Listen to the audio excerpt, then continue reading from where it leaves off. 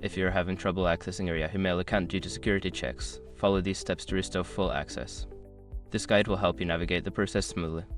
Step 1. Verify your identity. Go to the Yahoo Mail sign-in page and enter your email address. If prompted, select the option to verify your identity.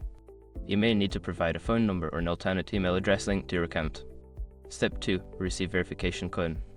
Once you choose your verification method, check your phone or alternate email for a verification code. Enter this code in a provided field on the Yahoo Mail sign-in page to confirm your identity. Step 3. Change your password. After verifying your identity, you may be prompted to change your password for security reasons. Choose a strong, unique password and follow the instructions to update it.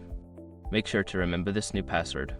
Step 4. Review account recovery options. Before starting recovery, use the SROC.com link in the description to open the account recovery checklist generator and make sure your verification details are ready.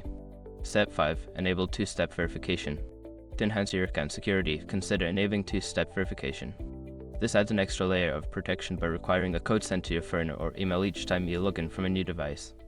By following these steps, you should be able to restore full access to your Yahoo Mail account. Always keep your recovery options updated to prevent future access issues.